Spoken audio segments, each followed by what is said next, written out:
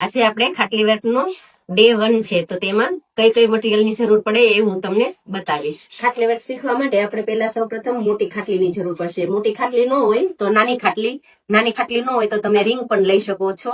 અને તેમાં 14 નંબરનો અને 24 નંબરનો સુયાની જરૂર પડે. કસબની જરૂર પડે. કસબ, એંકરની આટી, જરદોશી, લાંબા વલ છે, આ ટુકડી વલ છે, મોતી, ટીકા, તતારી, નાની મોટી બંને તતારી લેવાની. અને આ કુબાવાળી સતારી છે. મિરર, મોતી, નાના મોતી બંને મોતી લેવાના.